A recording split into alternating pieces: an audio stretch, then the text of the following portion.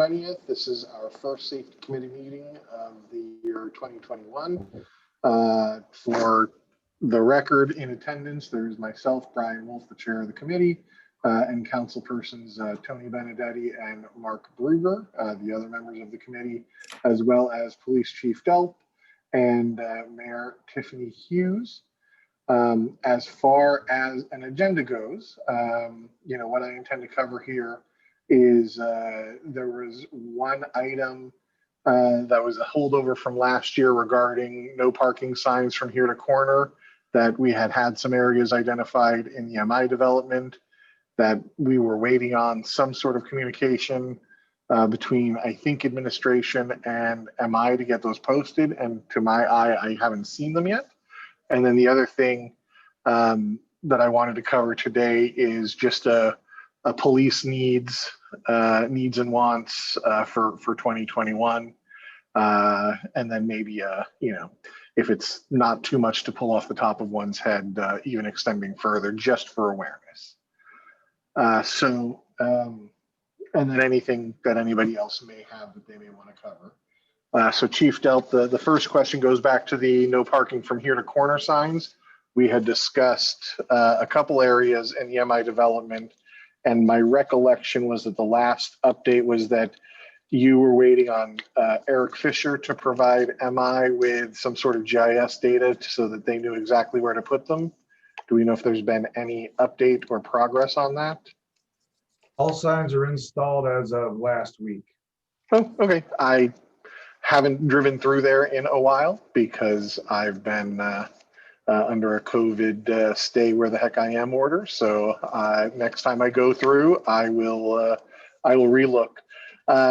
So then the next step in that was I would like for the members of this committee to sort of review the other intersections in the village to see if there are other places we feel like that might be of use. And so this is an ask that I have for the rest of us, and Chief Delp, if you think there are other places that between now and the next safety committee meeting, if we can review those and put together a list of where we might also like to put some no parking from here to corner or any other parking restrictions that may be useful. Because I know I have a couple in my mind, but I haven't put it all to paper yet. So if that can be something that we are working on for next month, that would be great. And then, the next agenda item, last year we had talked to you, Chief Delp, about your needs for 2020. And I know 2020 didn't go the way anyone expected it to. So those needs, I'm sure, changed. Here we are in 2021 and looking forward to the next 11 and a half months that we got left in it. So I wanted to look to you and see what your needs and wants are from an awareness perspective for council so that we can support you effectively. Yeah, thank you, Councilman Wolf. So you guys just saw the increase for the cost for dispatch. All of you hopefully got something sent to you, at least a copy of it so you could look at it. That went throughout the county. Looks like everybody caught that. And it's just basically increasing the cost of dispatch and the dispatch center. The county uses a reporting system called the Portal. I don't know if that's the actual name of the program or it's just the nickname that the police departments have given it. We don't use it. We didn't sign up for it. We use the free system from the state for our reporting system. But it does have some interoperability things that was kind of nice. But it was just, it cost money, and it was like, we have a free thing that does the same thing, why bother? They are going to put that to bed. It's being held together by duct tape and chewing gum, and they are going to put in a new system, and I think that's supposed to roll out in 2021.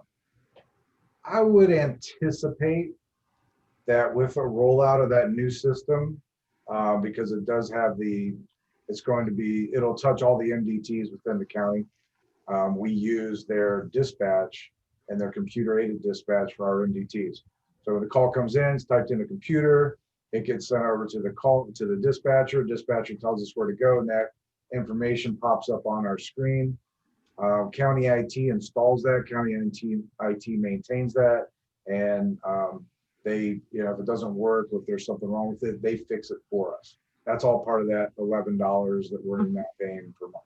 So since they're going to go to a new system, I would anticipate that they're probably going to have some kind of an increased cost. I hope not, but we'll see what happens. I doubt that they're going to be able to maintain a new system because I don't know what the licensing is going to cost for that new system, and if that's going to affect us or how that's going to work out. So just be aware that I know it went up this year. That was basically a typical, it seems like about every 2 years it goes up. I think I just be aware that that probably will happen. They haven't said that's going to happen, but me just knowing the way that things work in the world, that seems like a possibility. Sure. It looked like, and I'd have to go back and look. I thought that the agreement that we're signing had the price set until the end of 2022, but we should probably just be expecting. And I was trying to go back to my email to confirm that. But maybe that's the purpose of that increase, was because of the anticipated switch over next year. So yeah, and it could also, we probably just should be ready for another one come 2022. Yeah. Okay, so that's that. So we are aware of the sort of the cadence of the dispatch pricing or costing.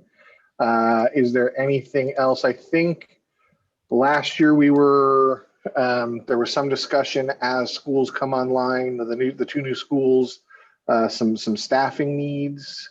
I don't know if that obviously the schools are still on the horizon, so I assume that's still on the horizon.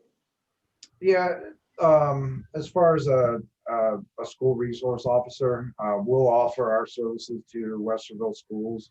The district office is located in Westerville. They may choose Westerville Police to provide that service. There's nothing that says it has to be a jurisdiction, but we'll offer. And if they say, sure, we'll use your SRO, then we can negotiate what that looks like and how much they're willing to give us toward the salary of an officer for that service. Right. But it's kind of in their hands as far as if they decide to choose to use us. I think it'd probably be, I think we could sell a pretty good package. So just because we're like 1 minute away, the police department is, it's located here. It's in the village. And anything that would arise that would require police presence, it's going to be us going there, not Westerville. So I think there's some good arguments, but once again, it's up to Westerville, and we'll see what they decide to do. If they do, and they choose us, that would be putting an additional officer on the department. Sure, with some sort of expectation that Westerville's paying for some or all of that. So yeah, the school system, but they usually they tend to put anywhere from like 60-70%. So yeah, that's reasonable. Yeah. Very good. Then and I don't have the police vehicle replacement schedule in front of me. Where are we with our current vehicles? Waiting for, we have an intent to purchase already submitted with Statewide Ford. The once that vehicle is from the factory and they have it in their possession, then they get our vehicle and they swap over the equipment that can be swapped over. Then it goes to striping, and then we get it back. Okay. That process typically takes about a week to 2 weeks. we're still on the, 4-year rotation. So we will see how that goes. If for 2021, we've got this canine program with this drug dog. I'm going to see how it goes. It's not costing us anything. I put the canine in the vehicle that would be traded in 2021. Okay. If that vehicle, or if this program works out, my suggestion would be we keep that vehicle as a canine vehicle, and only the canine officer would drive it, and add another vehicle to the fleet. So we basically would be, what we're getting about $7,500 on trade-in. So it'd be a $7,500 increase to the cost of our new car, plus some equipment and things. So that Right. would be, but if this program's working and it's self-sustaining, so to speak, because typically any kind of money, vehicles, property, those things that's used in the commission of a felony can be seized by police departments, government jurisdictions, and then we can either put that toward our own use or use any cash that's seized to go toward purchases of equipment, maintaining those vehicles, stuff like that. So it may be self-sustaining, and if it does happen that it is, then my suggestion to council would be, let's keep that vehicle, let him drive it. He won't be putting a ton of miles on it because it'll just be used with one person. And then when it's finally, gets too unsafe to drive, or the maintenance costs start getting up too high, then we'll switch it into the next vehicle that we're trading in that year. And he'll just always get the oldest vehicle. And so you are talking about, you're talking about civil forfeiture, right? Yes. Okay. Do we have, this is the first I've ever heard of civil forfeiture within the village. So, I mean, do we have any history of civil forfeiture? And They tried it on me once. well, but tried implies not successful. So It didn't work. But I have a question about the dog in general. Is that once the officer's on duty, does he go to Franklin County and say, hey, we have a canine available during my shift, and then if another municipality needs a canine search or whatever, do they call on us to come out?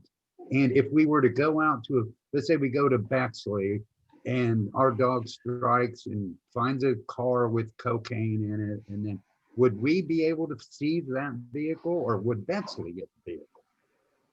So what will happen is probably not going to let them go to Bexley. We're going to limit the range of our assistance to our neighboring agencies. So Westerville, Franklin County, which just the east side, our sector 2 here, Blendon, Mifflin, Clinton. The ones that we typically work with, maybe even Columbus, because they're so close right here. Franklin County normally has dogs out, so they're the ones that are running down to Bexley and to those places and doing those assists. So we're anticipating that ours would be more local. So with each of those departments, we would put an MOU in place that if such a seizure would occur, say a BMW, we would get a percentage of the sale of that vehicle. So if they get a BMW, they sell it for 10 grand and we get 20% of that, that'd be $2,000 coming into the law enforcement seizure fund. All right. Answer your question? Yeah. Same with cash or I mean, any other thing that was seized. Once they're on duty that day or whatever, there's a possibility they get called out somewhere that we've agreed to service. Because I say that because when they came to my house, it was New Albany. They came with their dog. Well, That's where I wonder how many times has that happened in Minerva Park? So Yes, did you? we typically use county canine. Ah, Or if there's a county canine on and we have a situation where we want to, we suspect that maybe there's something going on in a car, we would have a county canine come out, or even a Columbus canine. They'll come over and they'll walk around the car. If it hits, then of course there's probable cause to search the vehicle. And the officer that has this canine has been doing drug interdiction for a few years. So that's typically he would know what to look for. And his dog has a 100%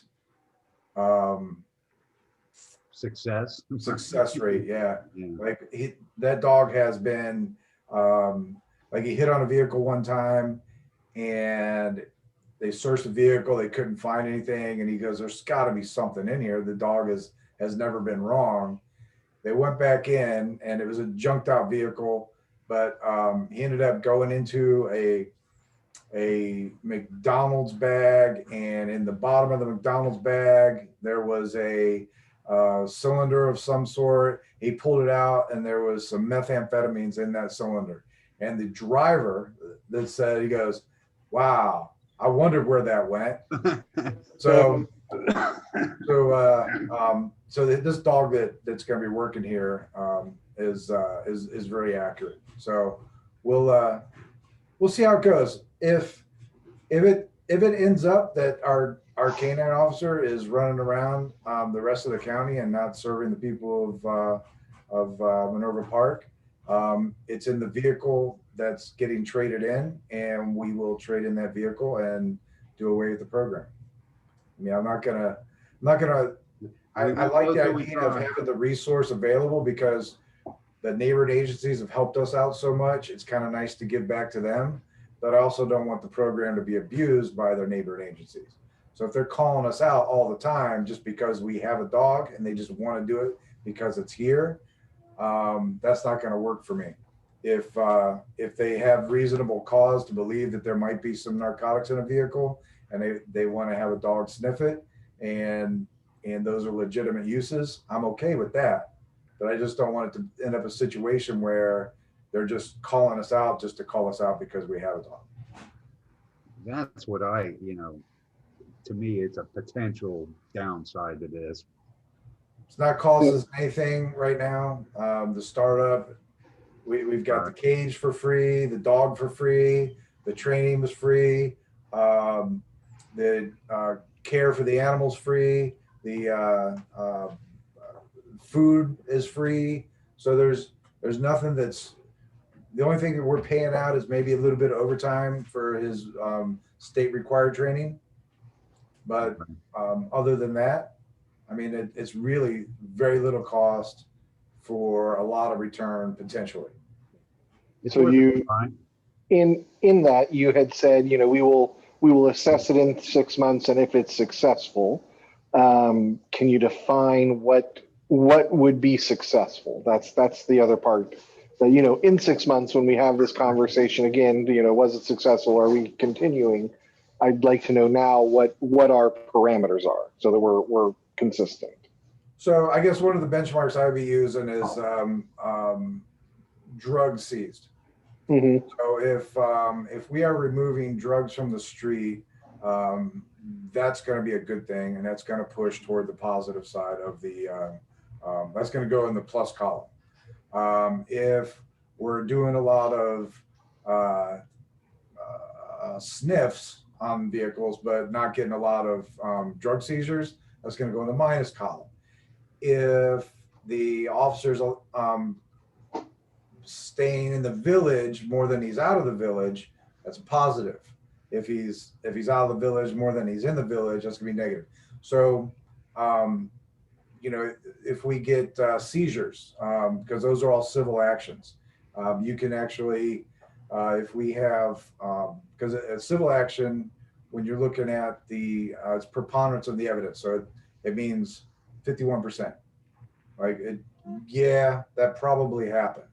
And that's that 51%.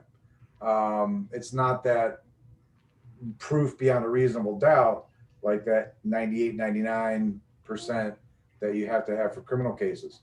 So I have seen in the past, in my previous agency, where we have seized property and not gotten convictions.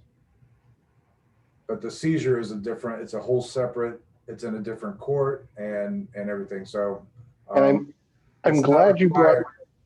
I'm glad you brought that up because I am entirely opposed to that. You know, civil forfeiture is something that I think is not something I really get with. I understand it can be a potential revenue stream, which is what we were talking about. But to take assets without a conviction doesn't sit well with me. You know, obviously, what you're describing is fully legal, but not everything that's legal is moral or ethical. And so that I just wanted to take this moment to pause and voice my concern that I would not like that to be a priority with this program, right? So if the program can't be a success without civil forfeiture, I would have my concerns. Thanks for sharing that, Chairman Wolf. What was that, Tony? I didn't hear you. Said thanks for sharing that. Yeah.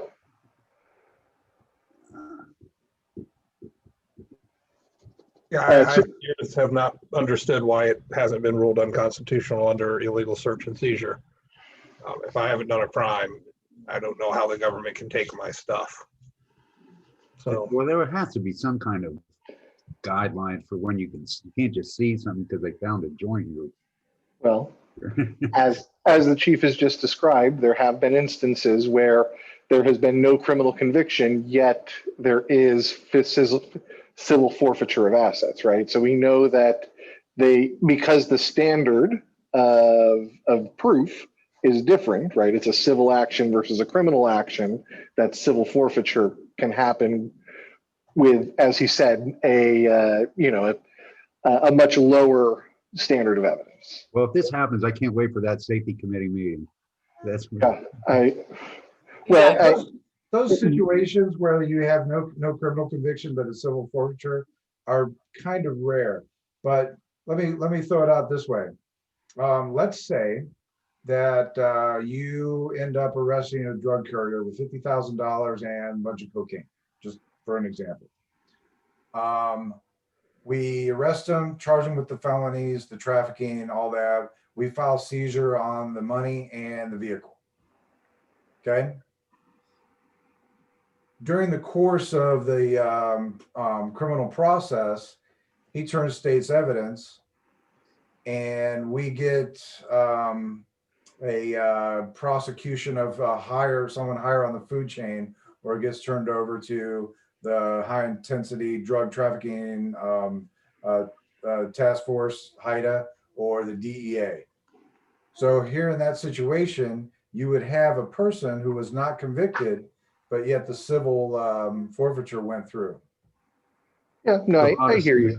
There's a lot of scenarios where Yeah, guy's dead, wrong, but it got thrown out because of a paperwork issue or something. Yeah, we're not going out there just to pull over John Smith, who has a joint in his vehicle, and then trying to seize his vehicle because it's only predicated on use of that property, or you can show that property was a direct result of a criminal enterprise.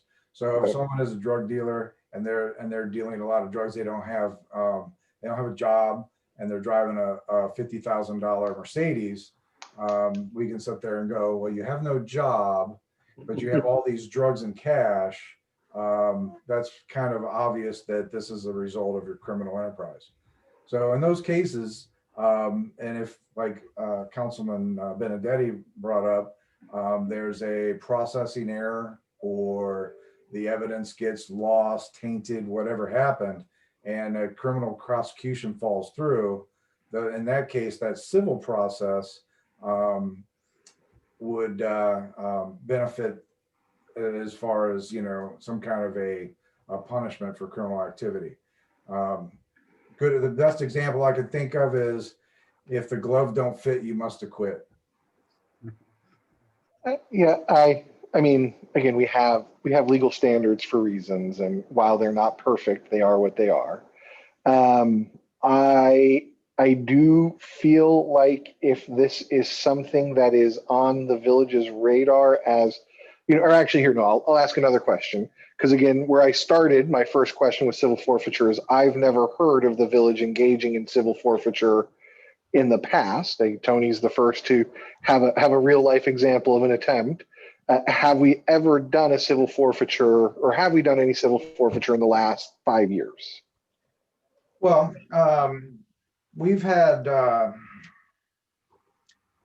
money seized when we've arrested people and charged them with drug trafficking. Let's say you have someone who has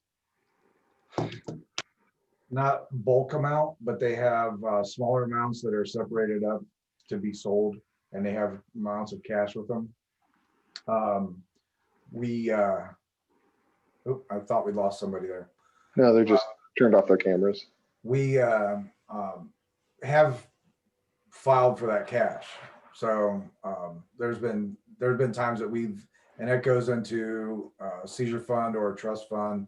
It depends on which crime was committed as to where that eventually ends up. So ballpark estimate over the course of a year, what are we talking about as a back of the envelope guess, average over the last 5 years? Not a lot, but there has been cash seized, but not super big amounts. Sure. So are we talking Like less than $500 on average a year? We're talking about less than like probably like less than 3,000. Okay, per a year. That's a lot more than I would have guessed. Yeah. So, okay, that's interesting.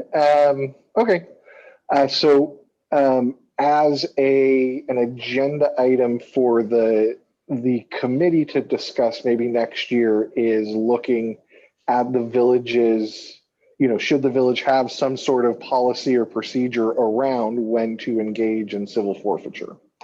It's a question that we can look at. That is kind of set by state law.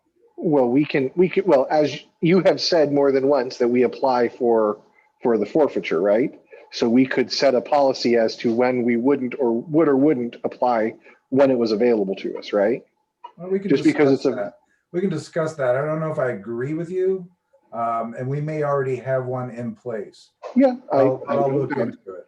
That it would be great for you to look at. The chief's discretion. Well, we could also choose to do that, but I feel like part of the idea of a safety committee is to, make certain that we are in line with what I'll say is the ethos of our community.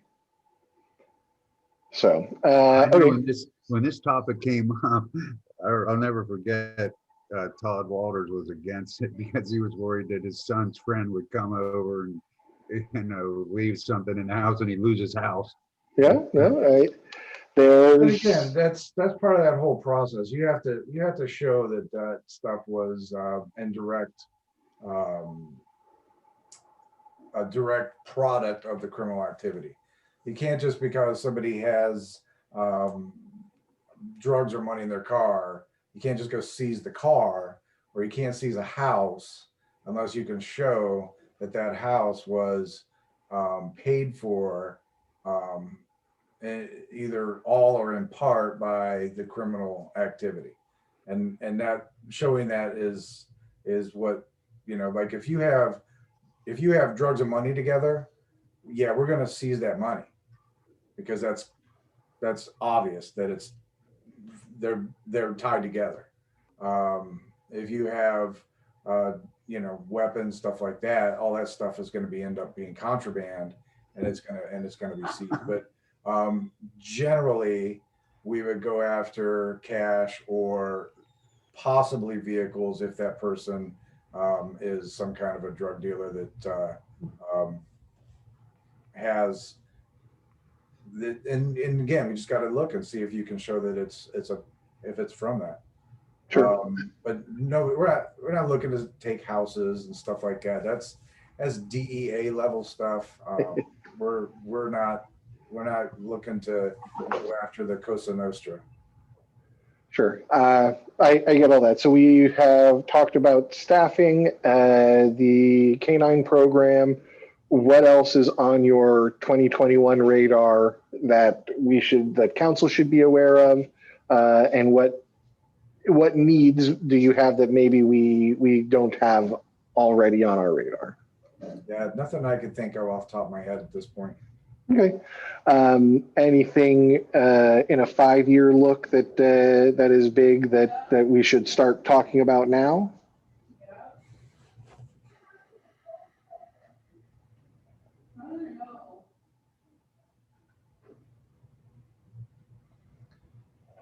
I would say within that 5-year plan, if we don't get an SRO, there's probably room for one more full-time officer in this village just because of the growth. Okay. Trying to keep a couple of us around at all times with people taking vacations. It would also, I think, free me up or future chief up to do and focus on administrative things like 5-year forecasts and things of that Sure. nature. Because there's a lot of admin work that has to be done. And right now we're one guy down because Fosnaugh left and we're hiring a new guy. The 25th is his first day to replace Alan Fosnaugh. Just having him down has, put a strain on the department. That's just one person gone.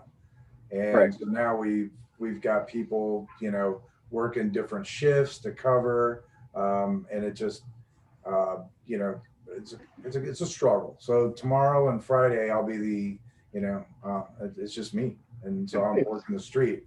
And when I'm working the street, patrolling and answering calls, I can't be in here looking into where we'll be in 5 years.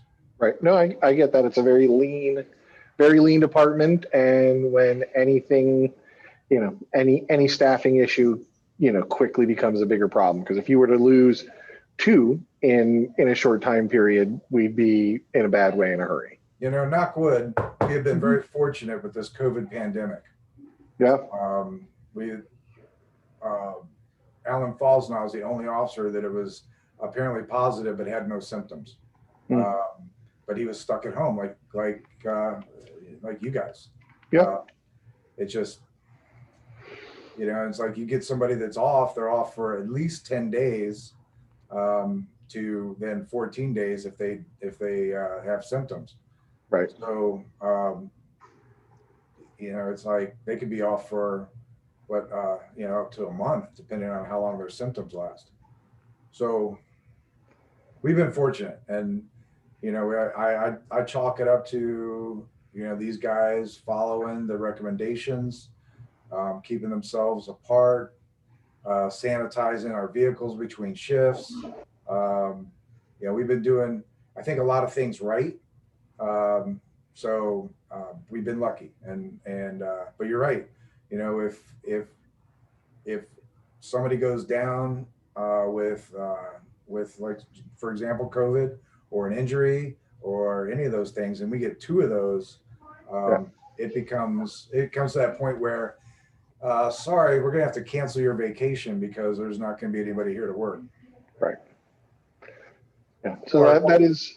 Or we're gonna be shelling out a whole lot of overtime.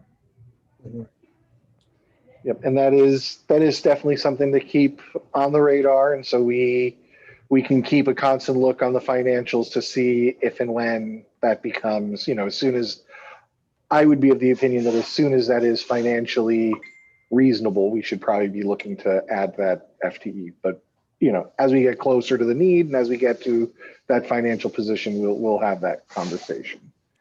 Correct, and I think at some point, regardless, with the SRO, when during the summertime he would be an extra officer, so he would be put on like either a day shift or a second shift, whatever that the need may rise, and would be able to actually patrol and augment the patrol force. The in addition to that SRO, though, I think by 23 or 24, we would definitely want to be looking at that 10th officer. Yep, that sounds good. 11th, I guess, with the SRO. But if we don't get the SRO, if Westerville decides that they don't want to pursue the SRO with us, and they want to keep it all one department, which I understand that argument because it's easier for them to maintain or manage, and it's what they're used to. I get that, but yeah, then I'd be looking maybe closer to 20, 22, 23 at some time in that range. But it all depends on where, like you said, the village sets financially. Mhm. I know we've got a building out there that we're trying to renovate, build, whatever ends up happening with whichever direction that goes. So we'll just see where we're at financially. I mean, when the money starts coming in from the MI expansion, maybe we'll be better off than we anticipate. Maybe we won't. We'll see. Absolutely. So then with that, I think that we've talked about immediate needs, what's going on. We've talked about a 5-year forecast. So I just wanted to recap for ongoing. I think the ask that I had of the committee members is to look at intersections in the village for where outside of the MI development might we want to place no parking from here to curb or any other parking restrictions or parking rules we may want to update. And then Chief, I would ask, we had a conversation today about civil forfeiture. If you could look to see if we do currently have a policy on that, that would be, and if we do or don't, just let us know. And if we do, forward the policy to us so that we can review that. I'd ask the other committee members to do a little of your own research on civil forfeiture, because I do think it would be, at the very least, a useful conversation to be have a little more robust of a conversation in our next safety committee meeting around that. And with that, unless anybody else has anything else they wanted to cover today. Oh, Mayor Hughes, you always raise your hand. Okay, yes, I ma'am. learned to stop asking. I know, quit Yeah. asking. Yeah, Hey, I was quiet this whole meeting. And I trust know. me, there was plenty I wanted to Come on. say, but I stayed out of it. Okay, so you guys may or may not remember me talking about this at all, but I have brought it up in one meeting about graphics on the police cars. I had talked to Kim last year to budget for new graphics on the cars. We have been working on it. I'm really just trying to give you guys an update. I hate the yellow. Everybody knows I've hated the yellow since I started here day one. We are not the Pittsburgh Steelers. That was actually done by Finstamaker in support of the Pittsburgh Steelers. I have no idea why. But at this point, it matches nothing in our village. It has nothing to do with our village. And when we decide to do it, it needs to be when we're doing a new car. And obviously we're getting to that point. So we're not doing 4 cars. If we were to wait till June or July or August or September, obviously we would be doing 4 cars. That would be pointless. Obviously our 4th car is, whatever. So we have been working on it. It has been budgeted. I'm only letting you, it's been on the radar, whether or not you guys remember me bringing it up not too long ago, but we do have it narrowed down to 2 designs. I don't know if you guys have any interest in seeing them. I don't know if anybody has any interest in, I didn't realize we had a problem. Oh, they're yellow, Tony. They're yellow. I have a big Yeah. problem. I think Chief looks good in yellow right now. Yellow is easy to see. Yes, right? it It is. stands but out. I It's mean, what's horrible. the Chief? We are- Is this an who's this? Who's pushing this? The mayor is. Okay. The person talking about it. So Andy, you hate the Steelers that much? Yeah, no, I don't. Okay, first off, I hated it when they did it to begin with. This is a Chief Newsy and Finstamaker thing from years ago. And, you know, after discussing with officers and just in general, nobody understands why we're yellow, and I don't like What it. was it before? I didn't realize. even know. The thing I remember was, the thing I didn't like was that MPPD thing.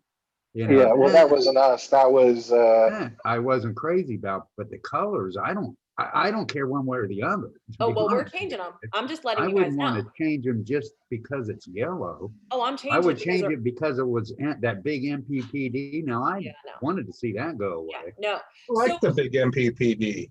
You We did, of have- course. You know what, Mark? You just picked the devil's advocate side. I think it's. No, I mean, Okay, anyways, I'm doing it and we're changing it and it's budgeted and there we go. We have 2 designs. Do you guys want to see them or do you just want Sure. to do it? let's see the 2 designs. Well, I don't have them with me. I'll send them to you guys tomorrow. Oh, all right, you're ready to No. share your screen. tease. You guys are you guys think I am way too technological here. No, I can't do that. I have can't no do idea that how. either. So don't. So I'm going to send those to you, but yes, that is something that I will have in the newsletter, just again to ease the pain for people, because I'm sure that there's going to be some people not happy that we're changing the colors and the graphics and the, you know, whatever.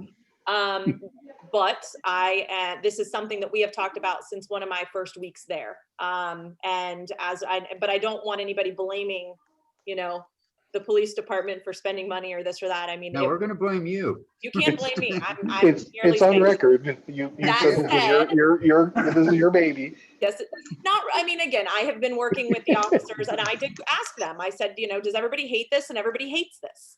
I understand it's a little itty bitty thing for people. And, you know, I don't think there's anybody that loves the colors or loves, but just to get a new look, just to get a new everything.